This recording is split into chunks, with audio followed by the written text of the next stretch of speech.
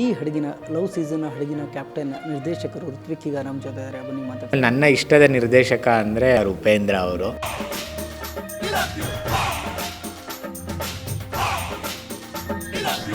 ಕೆಲವೊಂದು film industry ಸ್ಕ್ರಿಪ್ಟ್ಗೆ ತುಂಬ importance ಕೊಡ್ತಾರೆ. ಸ್ಕ್ರಿಪ್ಟಲ್ಲಿ ಯಾವುದೇ ಕಾರಣಕ್ಕೂ ಯಾವುದೇ ಒಂದು ಅಕ್ಷರ ಚೇಂಜ್ ಆಗಲ್ಲ. ನಮ್ಮ ಒಂದು ಪ್ರೇಕ್ಷಕರು ನಂಬಿಕೆ ಕಳ್ಕೊಂಡಿದ್ದಾರೆ ಇವತ್ತು. ದುಡ್ಡಿಗೆ ಶೋಕಿಗೋಸ್ಕರ ಸಿನಿಮಾಗಳನ್ನ ಹಾಳು ಮಾಡ್ತಾರೆ ಸರ್, ಅಷ್ಟೇ. ಸಿನಿಮಾ ವ್ಯವಹಾರಕ್ಕೆ ಮೀರಿ ಕಲೆ. ಅಯ್ಯೋ, ನೀವು ಲಾಯರ್ ದೇವದಾಸ್ ಅವ್ರ ಶಿಷ್ಯನೇ. ಸಿಕ್ಕಾಪಟ್ಟೆ ಕನ್ಫ್ಯೂಷನಲ್ಲಿ ಮಾತಾಡ್ತಿದ್ದೀರಿ. ನಟನೆ ಮಾಡ್ತೀವಿ ಅಂದರೆ ನಿಮಗೆ ಒಂದಷ್ಟು ತಯಾರಿ ಪ್ರತಿಭೆಗಳ ಜೊತೆಗೆ ಇವಾಗಿನ ಪರಿಸ್ಥಿತಿಗೆ ಬೇರೆನೂ ಬೇಕಾಗುತ್ತೆ. ಹೇಳಿದ ಬಜೆಟ್ಗಿಂತ ಜಾಸ್ತಿ ಖರ್ಚು ಮಾಡಿಸಿದ್ದೀರಾ ಅನ್ನೋದೊಂದು ಆರೋಪ ಇದೆ. ನನಗೇನು ಬೇಕು, ನಾನು ಏನು ಮಾಡೋಕ್ಕೆ ಬಂದಿದ್ದೀನಿ ಕೆಲಸ, ಅದಾಗ್ತಿದ್ರೆ ನನ್ನ ಪಾಡಿಗೆ ನಾನು ಮಾಡೋಕ್ಕೂ ಕೆಲವೊಂದು ಸಲ ಪರಿಸ್ಥಿತಿ ಆಗುತ್ತೆ. ಒಂದು ಸ್ವಲ್ಪ ಹಿಂದೆ ಮುಂದೆ ಆದಾಗ ವಿಧಿಲೀಲೆ ಅಂತ ಹೇಳ್ಬೋದು.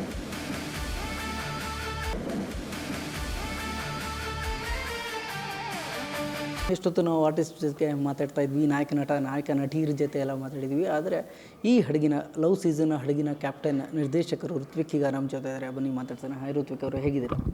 ನಮಸ್ತೆ ಸರ್, ಚೆನ್ನಾಗಿದ್ದೀನಿ. ನೀವು ಹೇಗಿದ್ದೀರಾ? ನಾನು ಚೆನ್ನಾಗಿದ್ದೀನಿ.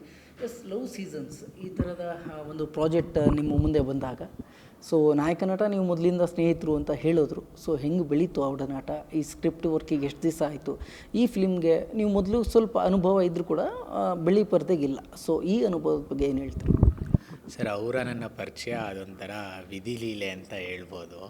ಅವರು ಶಾರ್ಟ್ ಫಿಲ್ಮ್ ಮಾಡಬೇಕು ಅಂತೇಳಿ ಯಾವುದೋ ಗ್ರೂಪಲ್ಲಿ ಮೆಸೇಜ್ ಮಾಡಿ, ನಾನು ಇಲ್ಲದೇ ಇರೋ ಗ್ರೂಪಲ್ಲಿ ನಮ್ಮ ಫ್ರೆಂಡು ನನಗೆ ಆ ನಂಬರ್ನ ಕಳಿಸಿ, ಯಾರೋ ಈ ಥರ ಮೆಸೇಜ್ ಮಾಡಿದ್ದಾರೆ ನೋಡು ಆಗತ್ತೆ ಅಂತ. ಆವಾಗ ನಾನು ಪಿಚ್ ಮಾಡಿ ಅವ್ರಿಗೆ ನನ್ನ ಕಂಟೆಂಟ್ ಇಷ್ಟ ಆಗಿ ಒಂದು 30-40 ಜನ ಹೇಳಿರೋದ್ರಲ್ಲಿ ನಂದು ಇಷ್ಟ ಆಗಿ ಅವ್ರಿಗೆ ಆ ಶಾರ್ಟ್ ಫಿಲ್ಮ್ ಮಾಡಿದ್ವಿ. ಈ ಚಿತ್ರ ಮಾಡಿದಾಗಲೂ ಅಷ್ಟೇ, ಅವರು ಒಂದು 15-20 ಕಥೆಗಳು ಕೇಳಿದ್ದಾರೆ ಎಲ್ಲ ಥರ. ಒಂದು ಪರಿಚಯ ಅಂದಿದ ತಕ್ಷಣ ನಾವು ಅದನ್ನು ಮಾಡೋಕ್ಕಾಗಲ್ವಲ್ಲ ಸರ್ ಕೆಲಸ. ಪರಿಚಯ ಒಂದೇ ಸಾಲಲ್ಲ, ಪ್ರತಿಭೆ ಕೇಳುತ್ತೆ. ಅವರ ಒಂದು ಕನಸು, ನಮ್ಮ ಒಂದು ಕನಸು, ಅದೆಲ್ಲ ಒಂದಕ್ಕೊಂದು ಮ್ಯಾಚ್ ಆಗಬೇಕಲ್ವಾ. ಸೊ ಅವರು ಒಂದು 15 ಕಥೆಗಳನ್ನ ಕೇಳಿ ಅದರಲ್ಲಿ ಇದು ಬೆಸ್ಟು, ಆ್ಯಸ್ ಎ ಆ್ಯಕ್ಟ್ರಾಗಿ ಅವ್ರಿಗೆ ತುಂಬ ಚಾಲೆಂಜಿಂಗ್ ಆಗಿದೆ ಅಂತ ಹೇಳಿ ಈ ಲವ್ ಸೀಸನ್ಸ್ ಕಥೆನ ಒಪ್ಕೊಂಡು ಮಾಡಿರೋವಂಥದ್ದು ಸರ್. ಓಕೆ, ಇನ್ನು ಈ ಫಿಲ್ಮ್ನ ನಿರ್ಮಾಪಕರು ಮಂಜುನಾಥ್ ಅವರು ಈ ಥರದ ಒಂದು ಕಥೆ ಇದೆ ಅಂತ ಹೋದಾಗ ಎಷ್ಟು ಸಪೋರ್ಟ್ ಕೊಟ್ಟರು? ಅದ್ರ ಬಗ್ಗೆ ಮಂಜುನಾಥ್ ಅವ್ರ ಬಗ್ಗೆ ಏನು ಹೇಳ್ತಾರೆ? ಅಂದರೆ ನಿಮಗೆ ಗೊತ್ತು, ಯಾವುದೇ ಒಂದು ಏನೇ ಆದ್ರೂ ಸಿನಿಮಾ ಆಗಿರ್ಬೋದು, ಅದೇ ಬಿಸ್ನೆಸ್ ಆಗಿರ್ಬೋದು, ಆ ನಿರ್ಮಾಪಕರು ಅಂತಾರೆ ಗೊತ್ತಾ, ಹಣ ಹೂಡೋದಿದೆಯಲ್ಲ ಸರ್, ಅದು ತುಂಬ ಕಷ್ಟ ನನ್ನ ಪ್ರಕಾರ. ಯಾಕಂದರೆ ಇವತ್ತು ಅವರಿಲ್ಲ ಅಂದರೆ ಲವ್ ಸೀಸನ್ ಸಿನಿಮಾ ಇಲ್ಲ. ಯಾರಿಲ್ಲ ಅಂದರೂ ನಮಗೆ ನಡೆಯುತ್ತೆ ಅನಿಸುತ್ತೆ. ಬಟ್ ನಿರ್ಮಾಪಕರು ಇಲ್ಲ ಅಂದರೆ ಕನ್ನಡ ಚಿತ್ರರಂಗನೂ ಇಲ್ಲ, ನಮ್ಮ ಒಂದು ಪ್ರೊಫೆಷನ್ನೂ ಇಲ್ಲ ಅಂತ ನನ್ನ ಭಾವನೆ. ಏನಕ್ಕಂದರೆ ಅವ್ರು ಬಂದು ದುಡ್ಡು ಹಾಕಿದ್ರೇ, ಇವಾಗ ನಾನು ಯಾರೋ ಒಬ್ಬರು ನಟ ನಟಿಯರು ಮುಂದೆ ಹೋಗಿ ಕತೆ ಹೇಳ್ತೀನಿ, ಅವ್ರಿಗೆ ಅಪ್ರೋಚ್ ಮಾಡ್ತೀನಿ ಅಂದರೆ ನನಗೆ ಬೇಕಾಗಿರೋ ಕಾನ್ಫಿಡೆನ್ಸು ತುಂಬೋದು ಅವರೇನೆ. ಹಾಗಾಗಿ ನಿರ್ಮಾಪಕರು ಮಂಜುನಾಥ್ ಸರ್ಗೆ ನಾನು ಯಾವತ್ತೂ ಚಿರಋಣಿ ಆಗಿರ್ತೀನಿ. ಅವ್ರಿಗೆ ಈ ಕತೆ ಹೇಳಿದಾಗ ಅವರು ತುಂಬ ಖುಷಿಪಟ್ಟರು. ಅಂದರೆ ಅವ್ರಿಗೆ ಒಂದು ಅನುಭವ ಇರೋದರಿಂದ, ಜೀವನದ ಅನುಭವ, ಒಂದಷ್ಟು ಮಾನವೀಯ ಮೌಲ್ಯಗಳು, ಒಂದು ಸೋಷಿಯಲ್ ಕಂಟೆಂಟ್ ಇರೋದರಿಂದ ಖುಷಿಯಾಗೇ ಹಣ ಹೂಡಿಕೆ ಮಾಡಿದ್ದಾರೆ ಸರ್ ಅವರು. ನಾವು ಹಂಗಂತ ಹೆಂಗಂದರೆ ಹಂಗೆ ಯಥೇಚ್ಛವಾಗೂ ಖರ್ಚು ಮಾಡೋಕ್ಕಾಗಲ್ಲ. ಯಾಕಂದರೆ ಹೊಸಬ್ರಲ್ವಾ, ರಿಟರ್ನ್ಸು, ಬಿಸ್ನೆಸ್ಸು, ಈಗ ಇಂಡಸ್ಟ್ರಿ ಪರಿಸ್ಥಿತಿ ಹೇಗಿದೆ ಅಂತ ನಿಮಗೆ ಗೊತ್ತು. ಹೇಳಿದ ಬಜೆಟ್ಗಿಂತ ಜಾಸ್ತಿ ಖರ್ಚು ಮಾಡಿಸಿದ್ದೀರಾ ಅನ್ನೋದೊಂದು ಆರೋಪ ಇದೆ ಡೈರೆಕ್ಟ್ರ್ ಮೇಲೆ. ಖಂಡಿತ ಇಲ್ಲ ಸರ್. ಆಮೇಲೆ ಮುಂದಕ್ಕೆ ಬೇರೆ ಯಾರು ನೋಡಿ ತಪ್ಪು ತಿಳ್ಕೊಂಬಿಡ್ತಾರೆ. ಅದು ಅವರೇ ಖುಷಿಯಾಗಿ ಹಾಕಿದ್ದು. ಫಸ್ಟ್ ನಾವು ಇನಿಷಿಯಲಿ, ಈಗ ನಾನು ಹೊಸಬ್ರು, ಅವರು ಹೊಸಬ್ರು, ಹೀರೋನು ಹೊಸಬ್ರು, ಹಾಗಾಗಿ ಒಂದು ಬಜೆಟ್ ಕೊಟ್ಟಿದ್ದರು, ಈ ಬಜೆಟಲ್ಲಿ ನೀವು ಮಾಡಬೇಕು ಅಂತ. ನಾನು ಸರಿ ಸರ್ ಆ ಬಜೆಟಲ್ಲಿ ಮಾಡ್ತೀನಿ ಅಂತ ಒಪ್ಕೊಂಡಿದ್ದೆ. ಅದಾದಮೇಲೆ ಆ ಸಿನಿಮಾ ಪ್ರೋಸೆಸ್ ನೋಡಿ, ಒಂದಷ್ಟು ಶೂಟಿಂಗ್ ರಾ ಫುಟೇಜಸ್ನ ನೋಡಿ, ಮತ್ತು ಹಾಡು ಬರೆಯೋ ಅಂಥದ್ದಲ್ಲಿ ನಮ್ಮ ಪ್ರಮೋದ್ ಮರವಂತೆ ಅವರು ಒಂದು ಹಾಡು ಬರೆದಿದ್ರು. ಅದನ್ನೆಲ್ಲ ನೋಡಿ ಅವರೇ ಇಂಟ್ರೆಸ್ಟ್ ತೋರಿಸಿ, ಈ ಹಾಡನ್ನು ಇವ್ರ ಕೈಲಿ ಆಡ್ಸೋಣ, ಈ ಹಾಡನ್ನು ಹಿಂಗೆ ಮಾಡೋಣ, ಮತ್ತು ಇದೇ ಕ್ಯಾಮ್ರಲ್ಲೇ ಶೂಟ್ ಮಾಡಿ ಅಂಥೇಳಿ ಅವರೇ ಇನ್ಕ್ರೀಸ್ ಮಾಡಿದ್ದು ಸರ್ ಬಜೆಟ್.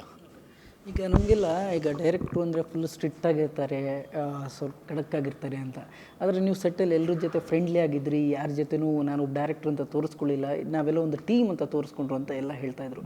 ಆ ಟೀಮ್ ತಂಡ, ನಿಮ್ಮ ನಾಯಕ ನಟ ಇರ್ಬೋದು, 3 ಜನ ಹೀರೋಯಿನ್ಸ್ ಇರ್ಬೋದು, ಈ 4 ಜನದ ಬಗ್ಗೆ ಏನು ಹೇಳ್ತೀರಾ? ಅಂದರೆ ನನಗೇನು ಅನಿಸುತ್ತೆ ಸರ್, ನಮ್ಮ ಒಂದು ಸ್ಟ್ರಿಕ್ಟ್ನೆಸ್ ಆಗಿರ್ಬೋದು, ಸೀರಿಯಸ್ನೆಸ್ ಎಲ್ಲ ಕೆಲಸದಲ್ಲಿ ತೋರಿಸ್ಬೇಕಷ್ಟೇ. ಬೇರೆಯವ್ರ ಹತ್ರ ನಾವು ಹೆಂಗೆ ಒಡನಾಟ ಮಾಡ್ತೀವೋ ಹಂಗೆ ಕೆಲಸ ಸರ್. ನಾನು ನಂಬೋದೊಂದೇ, ನಾನು ಯಾವತ್ತೂ ನನ್ನ ಅಟ್ಮಾಸ್ಫಿಯರ್ ಹಾಳು ಮಾಡ್ಕೊಳ್ಳೋದಕ್ಕೆ ಇಷ್ಟಪಡಲ್ಲ. ಏನಕ್ಕಂದರೆ ಬೆಳಗ್ಗೆ ಇದ್ದರೆ ಒಬ್ಬರು ಮುಖ ಒಬ್ಬರು ನೋಡಬೇಕು, ಇಂಡಸ್ಟ್ರಿ ತುಂಬ ಚಿಕ್ಕದು. ಅದಾದಮೇಲೆ ಕೆಲಸ ಮಾಡ್ತೀವಿ ಅಂತ ಬಂದಾಗ ನಮ್ಮ ಮನಸ್ಸಲ್ಲೂ ಏನೋ ಒಂದು ಸಂಕುಚಿತ ಭಾವ ಅವ್ರ ಮನಸ್ಸಲ್ಲೂ ಇದ್ದುಬಿಟ್ರೆ ನಾವು ಮನಸ್ಫೂರ್ತಿಯಾಗಿ ಕೆಲಸ ಮಾಡೋಕ್ಕಾಗಲ್ಲ. ಹಾಗಾಗಿ ನಾನು ಕ್ಯಾಶುಯಲಾಗೇ ಇರ್ತೀನಿ. ನನಗೇನು ಬೇಕು, ನಾನು ಏನು ಮಾಡೋಕ್ಕೆ ಬಂದಿದ್ದೀನಿ ಕೆಲಸ, ಅದು ಆಗ್ತಿದ್ರೆ ನನ್ನ ಪಾಡಿಗೆ ನಾನು ಮಾಡೋಕ್ಕೂ ಕೆಲವೊಂದು ಸಲ ಪರಿಸ್ಥಿತಿ ಆಗುತ್ತೆ, ಒಂದು ಸ್ವಲ್ಪ ಹಿಂದೆ ಮುಂದೆ ಆದಾಗ ಅದರಲ್ಲೇ ನಮ್ಮನ್ನ ಅಳಿಯೋದು ಜನ, ಇವರಿಗೆ ತಾಳ್ಮೆ ಎಷ್ಟಿದೆ, ಯಾವ ವಿಷಯದಲ್ಲಿ ಹೆಂಗೆ ಅಂತ. ಸೊ ಮನುಷ್ಯ ಅಂದಮೇಲೆ ಎಲ್ಲ ರೀತಿ ಭಾವನೆಗಳು ಅವರಲ್ಲಿ ಇರುತ್ತೆ, ಬಟ್ ಆದಷ್ಟು ನಾವು ಅದನ್ನು ತೋರಿಸ್ಕೊಳ್ಳೋದಕ್ಕೆ ಹೋಗಬಾರ್ದು. ನಮ್ಮ ಅಟ್ಮಾಸ್ಫಿಯರ್ನ ಪಾಸಿಟಿವ್ ಆಗಿ ಇಟ್ಕೊಳ್ಳೋದಕ್ಕೆ ಏನೇನು ಅದು ಮುಖ್ಯವಾಗಿ ನಮ್ಮ ಕೈಲೇ ಅಲ್ವಾ. ಆ್ಯಕ್ಟಿಂಗ್ ಕಲಿಬೇಕು, ನಾನು ನೋಡೋಕ್ಕೆ ಚೆನ್ನಾಗಿದ್ದೀನಿ, ಇವ್ರಿಗಿಂತ ನಾನು ಚೆನ್ನಾಗಿ ಆ್ಯಕ್ಟ್ ಮಾಡ್ತೀನಿ ಅಂತ ಫಿಲ್ಮ್ ಇಂಡಸ್ಟ್ರಿಗೆ ಬಂದು ಆ್ಯಕ್ಟಿಂಗ್ ಮಾಡೋರು ತುಂಬ ಜನ. ಆದರೆ ಡೈರೆಕ್ಷನ್ ಯಾಕೆ ಆಯ್ಕೆ ಮಾಡ್ಕೊಂಡ್ರಿ? ನಿಮ್ಮ ಫೇವ್ರೇಟ್ ಡೈರೆಕ್ಟ್ರ್ ಯಾರು? ಅಂದರೆ ನಾನು ಮೊದಲು ಆ್ಯಕ್ಟ್ರ್ ಆಗಬೇಕು ಅಂತಲೇ ಬಂದವನು. ನಾನು ಥಿಯೇಟ್ರ್ ಶುರು ಮಾಡಿದ್ದು ರಂಗಭೂಮಿಲಿ, ಗೆಜ್ಜೆ ಹೆಜ್ಜೆ ರಂಗತಂಡ ಅಂತ ಮೈಸೂರು ರಾಮಾನಂದ್ ಸರ್ ಅವರೊಟ್ಟಿಗೆ ನಾನು ನಟನೆ ಮಾಡೋಕ್ಕೆ ಶುರು ಮಾಡಿದ್ದು. ಬಟ್ ನಟನೆ ಮಾಡ್ತೀವಿ ಅಂದರೆ ನಿಮಗೆ ಒಂದಷ್ಟು ತಯಾರಿ, ಪ್ರತಿಭೆಗಳ ಜೊತೆಗೆ ಇವಾಗಿನ ಪರಿಸ್ಥಿತಿಗೆ ಬೇರೆನೂ ಬೇಕಾಗುತ್ತೆ. ಬ್ಯಾಕ್ಗ್ರೌಂಡ್ ಆಗಿರ್ಬೋದು, ಇನ್ನೊಂದು ಮತ್ತೊಂದು, ಜೊತೆಗೆ ಆ ಒಂದು ಫೇಸ್ ಮೆಚ್ಯೂರಿಟಿನೂ ಬೇಕಾಗುತ್ತೆ. ಯಾಕಂದರೆ ನಾವು ಶುರು ಮಾಡಿದಾಗ ನಮಗೊಂದು 18 ವರ್ಷ, ಆಗ ನಾವು ಆಡಿಷನ್ಗಳು ಅಟೆಂಡ್ ಮಾಡಿದ್ರೆ 18 ವರ್ಷಕ್ಕೆ ಎಂಥ ಪಾತ್ರ ಸಿಗುತ್ತೆ ಬಾಬಾ, ಅಂದರೆ ಕಾಲೇಜು, ಸ್ಕೂಲು, ಈ ಥರದ ಪಾತ್ರಗಳು. ಆಗ ಯಾರೋ ಒಬ್ಬರು ಹೇಳಿದರು ನಮಗೆ, ಹಿಂಗೆ ಹಿರಿಯರು, ನಟನೆ ಯಾವ ವಯಸ್ಸಲ್ಲಿ ಬೇಕಾದರೂ ಮಾಡ್ಬೋದು. ಈಗ ರವಿಶಂಕರ್ ಸರ್ ಆಗಿರ್ಬೋದು, ದತ್ತಣ್ಣ ಆಗಿರ್ಬೋದು, ಅವರೆಲ್ಲ 40-45 ಮೇಲೆ ಗುರುತಿಸ್ಕೊಂಡವ್ರು ನಟನೆಯಲ್ಲಿ. ಹಾಗಾಗಿ ಟೆಕ್ನಿಕಲ್ ವರ್ಕ್ ಕಲ್ತ್ಕೋ, ಅದು ನಿನ್ನ ಟ್ಯಾಲೆಂಟ್ ಇರೋವರೆಗೂ ಊಟ ಹಾಕುತ್ತೆ ನಿನಗೆ ಅಂತೇಳಿ ಹೇಳಿದಾಗೆ, ಹೌದಲ್ವ ಇವ್ರು ಹೇಳಿದ್ದು ಸರಿ ಅಂತ ಅನಿಸಿ ಆವಾಗ ನಾನೊಂದು ಸ್ವಲ್ಪ ಜಾಸ್ತಿ ಮೊದಲಿತ್ತು ಓದೋ ಅಭ್ಯಾಸ, ಬರೆಯೋ ಅಭ್ಯಾಸ, ಅದನ್ನು ಫುಲ್ ಟೈಮ್ ಮಾಡಿಕೊಂಡೆ. ಪುಸ್ತಕಗಳು ಓದೋದಾಗಿರ್ಬೋದು, ಇದು ಮಾಡೋದಾಗಿರ್ಬೋದು. ಅಲ್ಲಿಂದ ನನ್ನ ಡೈರೆಕ್ಷನ್ನು, ರೈಟಿಂಗ್ ಜರ್ನಿ ಅಲ್ಲಿ ಹಾಗೆ ಟರ್ನ್ ತಗೋತು. ಅದಾದಮೇಲೆ ನನ್ನ ಇಷ್ಟದ ನಿರ್ದೇಶಕ ಅಂದರೆ ಅದೆಲ್ರಿಗೂ ಆಲ್ಮೋಸ್ಟ್ ಕನ್ನಡ ಫಿಲಮ್ ಇಂಡಸ್ಟ್ರಿಲಿ 80% ಅವ್ರ ಹೆಸರೇ ಹೇಳ್ತಾರೆ, ರಿಯಲ್ ಸ್ಟಾರ್ ಉಪೇಂದ್ರ ಅವರು. ಅವರೊಟ್ಟಿಗೂ ಕೆಲಸ ಮಾಡಿದ್ದೀನಿ, ಬುದ್ಧಿವಂತ 2 ಸಿನಿಮಾಲಿ. ಅದೊಂದು ಖುಷಿ ಮತ್ತು ಹೆಮ್ಮೆ ಇದೆ ಅವರೊಟ್ಟಿಗೆ ವರ್ಕ್ ಮಾಡಿದ್ದು. ಅವ್ರು ಬಿಟ್ಟು ಸುಮಾರು ನಿರ್ದೇಶಕರುಗಳು ಇದ್ದಾರೆ, ಶಂಕರ್ ನಾಗ್ ಸರ್ ಆಗಿರ್ಬೋದು, ಪ್ರಶಾಂತ್ ನೀಲ್ ಸರ್ ಆಗಿರ್ಬೋದು. ಮುಂಚೂಣಿಲಿ ಅಂದರೆ ನನಗೆ ಉಪೇಂದ್ರ ಸರ್ ತುಂಬ ಇಷ್ಟ ಆಗ್ತಾರೆ. ಆ್ಯಂಡ್ ಫಿಲ್ಮಲ್ಲಿ ದತ್ತಣ್ಣ ಇರ್ಬೋದು, ಈ ಥರದ ಸೀನಿಯರ್ ಕಲಾವಿದರು ತುಂಬ ಜನ, ಇವರು ಮಂಡ್ಯ ರಮೇಶ್ ಅವರು ಇರ್ಬೋದು, ಈ ಥರದ ಸೀನಿಯರ್ ಆ್ಯಕ್ಟರ್ಸ್ ತುಂಬ ಜನ ಇದ್ದಾರೆ. ನೀವು ಯುವ ನಿರ್ದೇಶಕರಾಗಿ ಅವ್ರಿಗೆ ಆ್ಯಕ್ಷನ್ ಕಟ್ ಹೇಳಬೇಕಾದ್ರೆ ಹೆಂಗಿತ್ತು ಅವ್ರ ಒಡನಾಟ, ಅಥವಾ ಯಾರ ಸೀನಿಯರ್ಸ್ ಇದನ್ನು ಹಿಂಗೆ ಮಾಡಿದರೆ ಚೆನ್ನಾಗಿರ್ತಿತ್ತು ಅಂತ ಅಡ್ವೈಸ್ ಮಾಡಿದಾರ? ಅಂದರೆ ನನಗೆ ಅದೇ, ನಾನು shooting first day, second day ಆ ಶುರು ಮಾಡೋ ಹಂತದಲ್ಲಿ ನನಗದೊಂಥರ ಖುಷಿ ಇತ್ತು. ಇವರೆಲ್ಲ ದಿಗ್ಗಜ ನಟರು, ದಿಗ್ಗಜ ನಿರ್ದೇಶಕರು, ಆ್ಯಕ್ಷನ್ ಕಟ್ ಅಂಡರಲ್ಲಿ ಕೆಲಸ ಮಾಡಿ ಬಂದಿರೋವಂಥವ್ರು. ಮಂಡ್ಯ ರಮೇಶ್ ಸರು, ರಾಜೇಶ್ ನಟರಂಗ ಸರು, ಮತ್ತು ಸಂಗೀತ ಅನಿಲ್ ಮೇಡಮು, ಮತ್ತು ನಿರ್ದೇಶಕರು ಜಯತೀರ್ಥ ಸರು ಒಂದು ಆ್ಯಕ್ಟ್ ಮಾಡಿದ್ದಾರೆ. ಇವ್ರಿಗೆಲ್ಲ ಆ್ಯಕ್ಷನ್ ಕಟ್ ಹೇಳ್ತಿದ್ದೀನಲ್ಲ ಅನ್ನೋ ಒಂದು ಎಕ್ಸೈಟ್ಮೆಂಟು, ಖುಷಿ ಇತ್ತು, ಜೊತೆಗೆ ಭಯನೂ ಇತ್ತು. ಯಾಕಂದರೆ ಸರಿಯಾಗಿ ನಿಭಾಯಿಸ್ಬೇಕಲ್ವ ಅವ್ರಿಗೆ. ಹಾಗೆ ನಾನು ಕೆಲಸ ಮಾಡ್ಬೇಕಾದ್ರೆ ರಾಜೇಶ್ ನಟರಂಗ್ ಸರು ನಾವು ತುಂಬ ಫ್ರೆಂಡ್ಲಿಯಾಗಿರ್ತಿದ್ವಿ. ನಾನೇನೋ ಒಂದು ಹೇಳ್ತಿದ್ದೆ, ಇದು ಯಾಕೆ ಏನು ಅಂತ ಪ್ರಶ್ನೆ ಮಾಡೋರು. ಸರಿ ಹಿಂಗೆ ಅಂದ್ಕೊಂಡಿದ್ದೀನಿ ಅಂತ ಅಂದರೆ ಹಾಂ ಓಕೆ ಅಂದ್ಬಿಟ್ಟು ಮಾಡೋರು. ಅವ್ರಿಗೇನಾದ್ರು ಸರಿ ಬರಲಿಲ್ಲ ಅಂದರೆ ಹಿಂಗೇನಾದ್ರು ಮಾಡ್ಬೋದಾ ನೋಡು, ಹಾಂ ಸರ್ ಮಾಡ್ಬೋದು. ಏನಕ್ಕಂದರೆ ಅದೇ ಅಟ್ ದಿ ಎಂಡ್ ವರ್ಕ್ ಆಗೋದೇ ನಮಗೆ ಟೀಮ್ ವರ್ಕು. ನಾವು ಬರೆದಿದ್ದೇ ಸರಿ ಅಂತಲ್ಲ, ಕೆಲವೊಂದು ಸಲ ನಮಗೆ ತಿದ್ದುತ್ತಾರೆ. ಜಯತೀರ್ಥ ಸರು ಅಷ್ಟೇ, ಒಂದಷ್ಟು ಸಂಭಾಷಣೆಗಳು ಈ ರೀತಿ ಮಾಡಿದ್ರೆ ಹೇಗಿರುತ್ತೆ ನೋಡಿ ಅಂತ ಹೇಳಿದ್ರು. ಅದು ನನಗೆ ನಂದಕ್ಕಿಂತ ತುಂಬ ಚೆನ್ನಾಗಿದೆ ಅನ್ನಿಸ್ತು. ಸರಿ ಸರ್ ಓಕೆ ಇದನ್ನು ಮಾಡೋಣ ಅಂಥೇಳಿ. ಮತ್ತು ಮಂಡ್ಯ ರಮೇಶ್ ಸರ್ ತುಂಬ ಖುಷಿಪಟ್ಟರು. ಅಂದರೆ ಯಾರೋ ಹೇಳಿದ್ರು ನನಗೆ, ಅವರು ಸಹ ನಟರ ಜೊತೆ ಹೇಳ್ತಿದ್ರಂತೆ, ಹುಡುಗನ ನೋಡಿದ್ರೆ ಅಂದರೆ ಆ ಭಯ ಇಲ್ಲ ಅವನಲ್ಲಿ, ಒಂದು ಲವಲವಿಕೆ ಇದೆ ಮತ್ತು ಕಾನ್ಫಿಡೆನ್ಸ್ ಇದೆ ಅವ್ನು ಕೆಲಸ ಮಾಡ್ತಿರೋ ರೀತಿ ನೋಡಿದ್ರೆ ಅಂಥೇಳಿ. ನಮ್ಮದು ಅವ್ರದ್ದು ಕ್ಯಾರೆಕ್ಟ್ರ್ ಪೋಸ್ಟ್ರು ಬಿಟ್ಟಾಗಲೂ ಒಂದಷ್ಟು ನಮ್ಮ ಸಿನಿಮಾ ಬಗ್ಗೆ ಬರೆದಿದ್ರು ಅವರು ಕಮೆಂಟೆಲ್ಲ. ಸೊ ಹಾಗಾಗಿ ಅದೊಂದು ತುಂಬ ಖುಷಿ ಇದೆ ಸರ್. ಈಗ ಬೇರೆ ಫಿಲ್ಮ್ ಇಂಡಸ್ಟ್ರಿ, ಕೆಲವೊಂದು ಫಿಲ್ಮ್ ಇಂಡಸ್ಟ್ರಿ ಸ್ಕ್ರಿಪ್ಟ್ಗೆ ತುಂಬ ಇಂಪಾರ್ಟೆನ್ಸ್ ಕೊಡ್ತಾರೆ. ಸ್ಕ್ರಿಪ್ಟಲ್ಲಿ ಯಾವುದೇ ಕಾರಣಕ್ಕೂ ಯಾವುದೇ ಒಂದು ಅಕ್ಷರ ಚೇಂಜ್ ಆಗೋಲ್ಲ. ಆದರೆ ನಮ್ಮ ಇಂಡಸ್ಟ್ರಿಗೆ ಬಂದಾಗ ಕೆಲವೊಂದು ಸರಿ ಸಮಯಕ್ಕೆ ತಕ್ಕಂಗೆ ಸ್ವಲ್ಪ ಸ್ಕ್ರಿಪ್ಟ್ ಚೇಂಜ್ ಆಗಿಬಿಡುತ್ತೆ. ಸೊ ಸ್ಕ್ರಿಪ್ಟ್ ವರ್ಕ್ ಎಷ್ಟು ಇಂಪಾರ್ಟೆಂಟ್ ಆಗುತ್ತೆ, ಸ್ಕ್ರಿಪ್ಟಿಗೆ ಎಷ್ಟು ಇಂಪಾರ್ಟೆನ್ಸ್ ಕೊಡ್ತೀರಾ ಒಬ್ಬ ಡೈರೆಕ್ಟ್ರಿಗೆ? ಅಂದರೆ ನನ್ನ ಅನಿಸಿಕೆ ಏನಂದರೆ ಸರ್, ಯಾವುದೇ ಇಂಡಸ್ಟ್ರಿ ಆಗ್ಬೋದು, ಪ್ರಪಂಚದಲ್ಲಿ ಕ್ರಿಸ್ಟೋಫರ್ ನೊಲಾನಿಂದ ಹಿಡಿದು ಯಾರೇ ತಗೊಂಡ್ರೂ ಸ್ಪಾಟ್ ಇಂಪ್ರೂವೈಸ್ ಮಾಡೇ ಮಾಡ್ತಾರೆ. ಹಾಲಿವುಡ್ಡಲ್ಲೇ ಆದರೂ ಕೂಡ, ಯಾಕಂದರೆ ಸುಮಾರು ಇಂಟರ್ವ್ಯೂಸು ಅದನ್ನೆಲ್ಲ ನಾವು ನೋಡ್ತಿರ್ತೀವಲ್ಲ. ಸೊ ಆ ಸ್ಪಾಟ್ ಇಂಪ್ರೂವೈಸ್ ಇರಬೇಕು. ಯಾಕಂದರೆ ನಾನೇನೋ ಬರೆದುಬಿಟ್ಟಿದ್ದೀನಿ ಇದೇ ಇರಬೇಕು ಅಂತ ಅಂದ್ಕೊಳ್ಳೋದಿದೆಯಲ್ಲ, ಒಂದಕ್ಕೆ ಸ್ಟಿಕ್ ಆನ್ ಆಗೋದಿದೆಯಲ್ಲ ತಪ್ಪು. ಸ್ಪಾಟಲ್ಲಿ ನೀವು ಪ್ರಿಪೇರ್ ಆಗಿರೋದಕ್ಕಿಂತ ಬರೆದಿರೋದಕ್ಕಿಂತ ಇನ್ನೂ ಚೆನ್ನಾಗೇನೋ ಮಾಡ್ಬೋದು ಇಂಪ್ರೂವೈಸ್ ಆಗೋದಕ್ಕೆ. ಆ ಸ್ಪೇಸ್ನ ನಾವು ಯಾವತ್ತೂ ಆ್ಯಸ್ ಎ ರೈಟರ್ಸ್ ಆಗಿ ಇಟ್ಕೊಂಡಿರಬೇಕು. ಮತ್ತು ಅದೇ ಸರ್, ಬರವಣಿಗೆ ತುಂಬ ಮುಖ್ಯ ಆಗುತ್ತೆ. ಏನಕ್ಕಂದರೆ ನಾವಿಲ್ಲಿ ಏನು ಬರಿತೀವಿ ಅದನ್ನೇ ಅಲ್ವ ನಾವು ತೆರೆ ಮೇಲೆ ತರೋ ಪ್ರಯತ್ನ ಮಾಡುವಂಥದ್ದು. ಹಾಗಾಗಿ ಅದನ್ನು ತುಂಬ ಯಾರು ಈಸಿಯಾಗಿ ತಗೋತಾರೆ, ಟೇಕ್ ಇಟ್ ಫಾರ್ ಗ್ರಾಂಟೆಡ್ ಅನ್ನೋ ತಗೊತಾರೆ, ಅವ್ರು ಯಾವತ್ತೂ ಗೆದ್ದಿದ್ದು ಇತಿಹಾಸದಲ್ಲೇ ಇಲ್ಲ. ಯಾರು ತುಂಬ ವರ್ಕ್ ಮಾಡಿರ್ತಾರೆ ಬರವಣಿಗೆಗೆ, ಗ್ರೌಂಡ್ ವರ್ಕ್ ಏನು ಮಾಡಿರ್ತಾರೆ, ಈ ಗೆದ್ದಿರೋ ಅಂಥವರೆಲ್ಲ ಅವರಲ್ಲಿ ಖಂಡಿತವಾಗ್ಲೂ ಆ ಗುಣ ಇರುತ್ತೆ ಸರ್. ಅದು ಇರಬೇಕು ಬರಹಗಾರರಿಗಾಗಿರ್ಬೋದು, ನಿರ್ದೇಶಕರಿಗಾಗಿರ್ಬೋದು. ಈಗಷ್ಟೇ ತುಂಬ ಜನ ಯುವ ತಂಡ ನಾವು ಬಂದಿದ್ದೀವಿ ನಮ್ಮ ಫಿಲಿಮ್ ನೋಡಿ ಅಂತ ಬಂದು ತುಂಬ ಜನ ಬಂದಿದ್ದಾರೆ. ಅದರಲ್ಲಿ ನೀವು ಒಬ್ಬರು. ಯಾಕೆ ನಿಮ್ಮ ಫಿಲಿಮ್ ನೋಡ್ಬೇಕು? ಯಾಕಂದರೆ ತುಂಬ ಸರಿ ತುಂಬ ಹೈಪ್ ಹುಟ್ಟಿಸಿ ಇದು ಮಾಡಿ ಜನರಿಗೆ ತುಂಬ ನಿರಾಸೆ ಆಗಿದ್ದುಂಟು. ಯಾಕಂದರೆ ಒಬ್ಬ ಸಿನಿಮಾ ನೋಡಬೇಕು ಅಂದರೆ ಇವತ್ತಿಗೆ ಬೆಂಗಳೂರಿಗೆ ಒಂದು ಮಿನಿಮಮ್ 6 ಅವರ್ ಅವ್ರ ಫ್ಯಾಮಿಲಿಗೆ ಜೊತೆ ಬರಬೇಕು ಅಂದರೆ 6 ಅವರ್ ನಾವು ಟೈಮ್ ಕೊಡಬೇಕು, ಪ್ಲಸ್ ಅಷ್ಟು ಹಣ ನಾವು ಕೊಡ್ತಾಯಿದ್ದೀವಿ. ಯಾಕೆ ಲವ್ ಸೀಸನ್ಸ್ ಅದಕ್ಕೆ ಬರ್ತಿದೆ?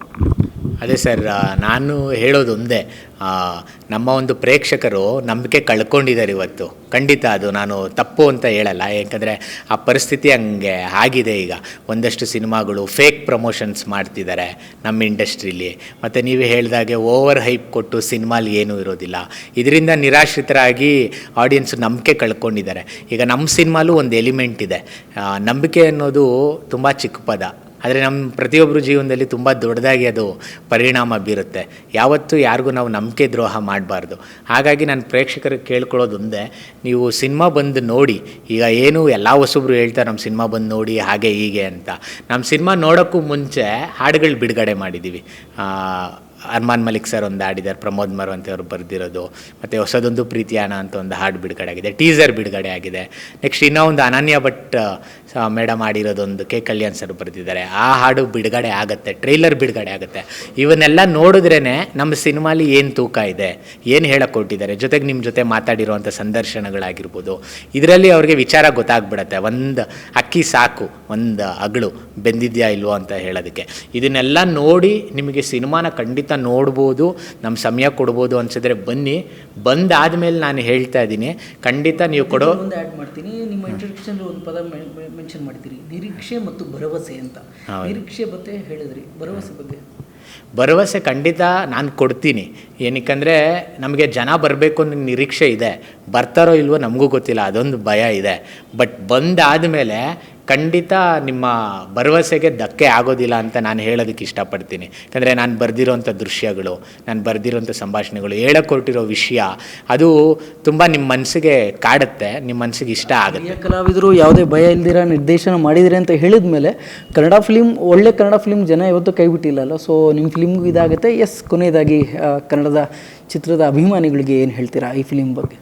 ಕೊನೆಯದಾಗಿ ಕೇಳ್ಕೊಳ್ಳೋದು ಅದೇ, ಜುಲೈ 3ನೇ ತಾರೀಕು ನಮ್ಮ ಲವ್ ಸೀಸನ್ ಸಿನಿಮಾ ಬಿಡುಗಡೆ ಆಗ್ತಿದೆ. ನಿಮಗೆ ಟ್ಯಾಗ್ ಲೈನಲ್ಲೇ ಇದೆ, ಅಮರ ಮಧುರ ಪ್ರೇಮ ಅಂತ. ಆ ಪದದ ತೂಕ ನಿಮಗೆ ಗೊತ್ತು. ಆ ಪದನೇ ಹೇಳಿದೆ, ಸುಮಾರು ಕಥೆಗಳನ್ನ ಹೇಳುತ್ತೆ ನಿಮಗೆ. ಏನು ಅಮರವಾಗಿರ್ಬೇಕಂದ್ರೆ ಏನು ಮಧುರವಾಗಿರಬೇಕು ಅನ್ನೋದನ್ನು ಈ ಸಿನಿಮಾಲಿ ಹೇಳಕೊಟ್ಟಿದ್ದೀವಿ. ಸುಮಾರಷ್ಟು ಮಾನವೀಯ ಮೌಲ್ಯಗಳಿದೆ. ಮತ್ತು ಒಂದು ಸರ್ಪ್ರೈಸ್ ಇದೆ ಈ ಸಿನಿಮಾಲಿ ಎಲ್ರಿಗೂ. ಅಂದರೆ ನಮ್ಮ ಸಿನಿಮಾ ಕೊನೆ 20 ಸೆಕೆಂಡಲ್ಲಿ ಒಬ್ಬರು ಸೂಪರ್ ಸ್ಟಾರ್ ಬರ್ತಾರೆ, ಬಿಗ್ಗೆಸ್ಟ್ ಸೂಪರ್ ಸ್ಟಾರು. ಅವ್ರು ನಿಮಗೊಂದು ಗೋಲ್ಡನ್ ಸ್ಪೀಚ್ ಹೇಳ್ತಾರೆ, ಒಂದು ಮೆಸೇಜ್ ಹೇಳ್ತಾರೆ. ನಮ್ಮ ಇಡೀ ಲವ್ ಸೀಸನ್ ಸಿನಿಮಾ ಒಂದು ಕಡೆ ಆದರೆ ಅವರು ಕೊಡೋವಂಥ 20 ಸೆಕೆಂಡ್ ಅದೊಂದು ಸ್ಪೀಚ್ ಮೆಸೇಜ್ ಇದೆಯಲ್ಲ, ಅದು ಒಂದು ತೂಕವನ್ನು ಹೆಚ್ಚಿಸುತ್ತೆ ನಮ್ಮ ಸಿನಿಮಾಗೆ. ಅದನ್ನು ಹಿಂದಿನವರು ಒಂದಷ್ಟು ಜನ ನೋಡಿರ್ತಾರೆ, ಬಟ್ ಈಗಿನವ್ರು ಏನು ಜೆನ್ಜಿ ಅಂತ ಹೇಳ್ತೀವಿ, ಇವಾಗ ಕರೆಂಟ್ ಜನ್ರೇಷನ್ ಅವ್ರಿಗೆ ಆ ಮೆಸೇಜು ತುಂಬ ಅತ್ಯಗತ್ಯ. ಅದಕ್ಕೋಸ್ಕರ ನೀವು ಬರಬೇಕು. ಇಡೀ ಸಿನಿಮಾ ನಿಮಗೆ ಖಂಡಿತ ಇಷ್ಟ ಆಗುತ್ತೆ. ನಿಮ್ಮ ಹಣ, ನಿಮ್ಮ ಸಮಯ ವ್ಯರ್ಥ ಆಗೋದಿಲ್ಲ. ದಯವಿಟ್ಟು ಬನ್ನಿ. ಹೊಸಬ್ರಿಗೆ, ಹೊಸ್ತನಕ್ಕೆ ನಂಬಿಕೆ ಇಟ್ಟು ನೀವು ಆಶೀರ್ವಾದ ಮಾಡಿ ಸಿನಿಮಾ ನೋಡೋದ್ರ ಮೂಲಕ ಅಂತ ಕೇಳ್ಕೊತೀನಿ. ನೀವು ಕೊಡುವ ಸಮಯಕ್ಕೂ ಹಣಕ್ಕೂ ಮೋಸ ಆಗೋದಿಲ್ಲ. ಥಿಯೇಟ್ರಿಗೆ ಬಂದು ಒಮ್ಮೆ ನಮ್ಮ ಸಿನಿಮಾ ನೋಡಿ ಅನ್ನೋದು ಲವ್ ಸೀಸನ್ ಚಿತ್ರದ ನಿರ್ದೇಶಕರ ಮಾತು. ಮತ್ತಷ್ಟು ಅಪ್ಡೇಟ್ಸ್ಗಾಗಿ ನೋಡ್ತಾ ಇರಿ ಬ್ರಿಗೇಡ್ ನ್ಯೂಸ್ ಕನ್ನಡ. ಇನ್ನಷ್ಟು ಹೆಚ್ಚಿನ ಮಾಹಿತಿಗಾಗಿ ಫಾಲೋ ಮಾಡಿ ಬ್ರಿಗೇಡ್ ನ್ಯೂಸ್ ಕನ್ನಡ.